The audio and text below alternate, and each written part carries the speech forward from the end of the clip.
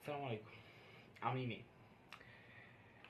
نقدر نقول كده ان ده اسوأ كاس عالم اتعمل. صحيح، لسه ما اتلعبش اصلا، واحنا بنقول ان هو اسوأ كاس عالم. يعني لسه ما اتكلمناش عن الملاعب، ولا اتكلمنا عن الجو، ولا اتكلمنا عن الكوارث اللي بتحصل اللي في الملعب اللي لسه ما بدأتش. لسه كاس العالم هيبدأ بكره ان شاء الله. بس دي حلقة خفيفة بنتكلم عن الكوارث اللي حصلت، وان ازاي الاعلام الجميل، الاعلام الغربي الجميل اللي بيتكلم عن قطر، وان ازاي قطر اسوأ كاس عالم وبتمنع الحريات. مش سامعك يعني يا توني كروس. مش سامعك يعني مش سامعك اللي بيحصل. عموما انا جمعت لكم شويه الحاجات اللي انا سمعت عنها. لسه في كوارث تانية، ولو انتوا تعرفوا كوارث تانية حصلت اكتبوا في الكومنتات. بس ربنا يستر. ربنا يستر على كاس العالم ده، ربنا يستر على منتخبنا وكل المنتخبات العربيه. لان واضح، مش عايز اقول ان في عنصريه، انا ما بقولش، بس شكلها كده. ف تعالى نشوف مع بعض. طيب انا زي ما قلت انا جايب من كل واحده فيهم.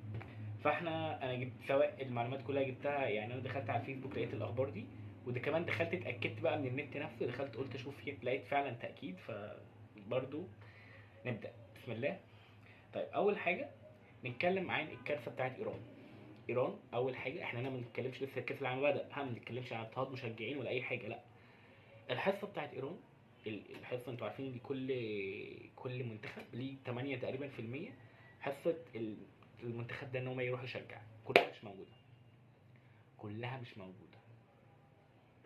عارفين يعني ايه كلها مش موجوده؟ في منتخب هيلعب كاس عالم من غير منتخب، يعني ماتش مصر وايران اللي هيتلعب ده 100% الملعب هيكون مصر، وانا مش عايز كده. انا مصري وعايز مصر تكسب، بس مش بالطريقه دي. انا ما بحبش الطريقه دي. يعني اتمنى لو في طريقه ان مشجعين ايران تخش حرام.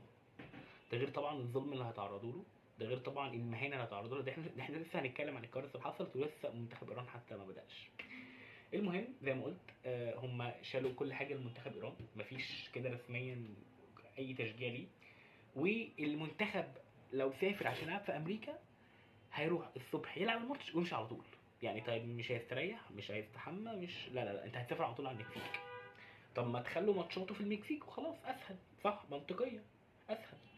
والكوميدي في الموضوع ان كندا والمكسيك ما بيتعاملوش بالطريقه دي، اللي هم المفروض دول اقل من امريكا بيتعاملوا، لا ما بيتعاملوش بالطريقه دي. طيب الحكم السعودي عمر عبد القادر. طيب انا موضوع عمر عبد القادر انا عملت بحث عنه، قلت اشوف ايه الموضوع، لان امريكا الجميله بتقول ان الراجل ده مرتبط بجماعات ارهابيه. بجد؟ مرتبط بجماعات ارهابيه؟ كله ارهابي دلوقتي يا جماعه، كله بقى ارهابي. الراجل راح عشان يحكم كاس العالم، ومعاه حاجاته الدبلوماسيه كلها وباسبور دبلوماسي وكل حاجه.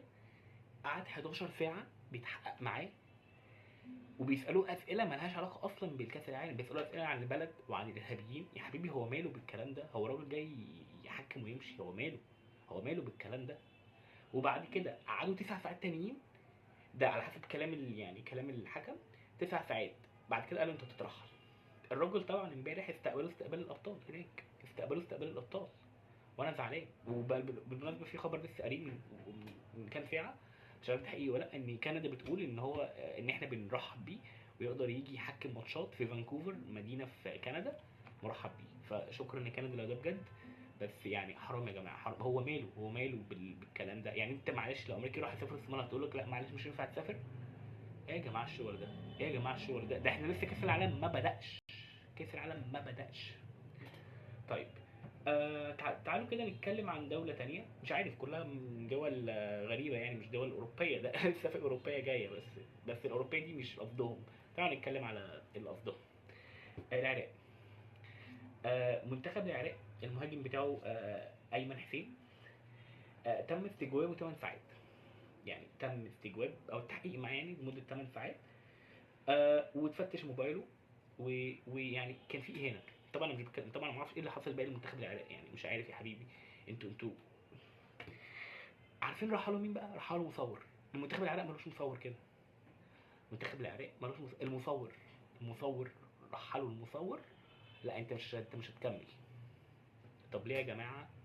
لا مفيش. انت زي الحاجه اللي حصلت مع عمر يعني الحكم، مش هينفع. طيب طبعا احنا شفنا الاهانه اللي حصلت مع منتخب السنغال، وحصلت اهانه لمنتخب اوزبكستان.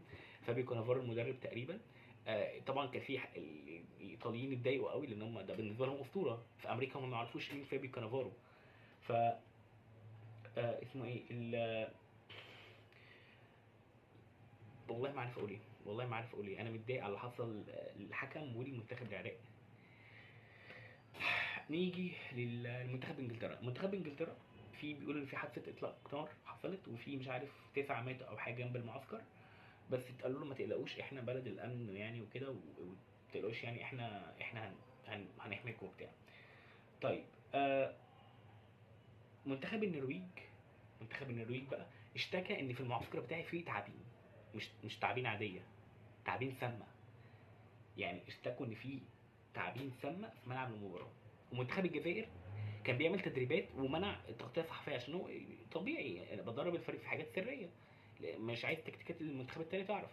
قناه قناه امريكيه جابت درون، صورت الملعب التدريبي اللي بتتدرب وذاعتها على التلفزيون. قمه البجاحه، قمه البجاحه. و لحد دلوقتي مفيش ماتش ابتدى، ها نركز في دي.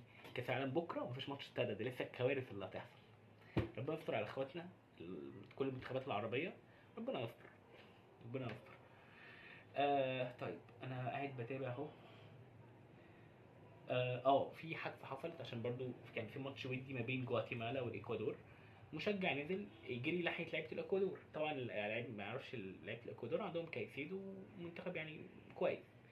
الراجل جري عادي، مشجع نزل، الطبيعي ان احنا بنوقفه ويلا اطلع بره. في اي حته شفناها، كاس الشامبيونز ليج شفنا في اي حته.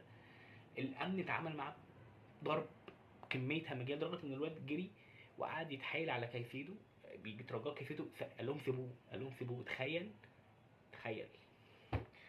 فانا مش عارف، وحتى قعد يهدي يعني قعد يهدي المشجع ويقول له اطمنوا.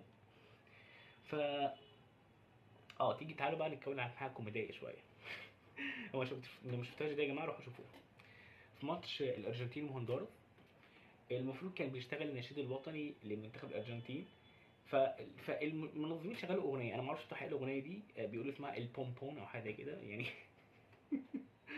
انتوا لو شفتوا المشهد، اللعبه بص لبعض مش فاهم هو ايه ده. ف وكل ده كاس العالم ما ابتداش. كابتن توني كروز انا مش سامعك بتقول حاجه. عشان هم مش مسلمين او عرب، تمام ماشي خلاص، يعني مش تعملوا كده يعني في قبل بدايه كاس العالم في المانيا وان احنا لا تمام خلاص فل ماشي. طيب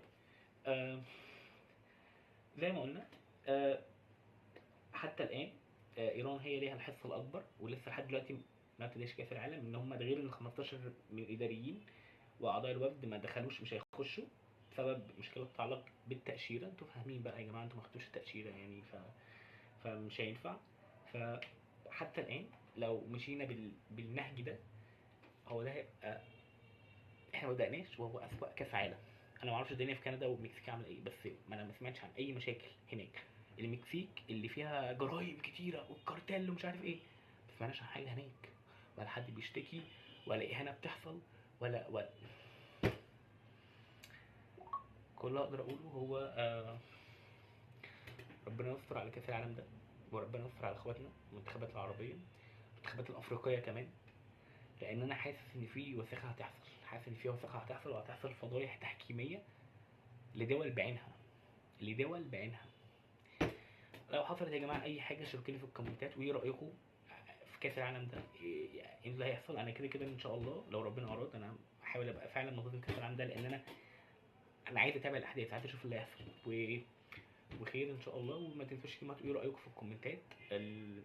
كاس العالم ده هل هو الاسوأ ولا انت شفت حاجه تانية اسوأ منه؟ الكاس العالم لسه ابتداش، وبالمره قولوا لي انت بتشجع مين في كاس العالم ده. ماشي، السلام عليكم ورحمه الله وبركاته.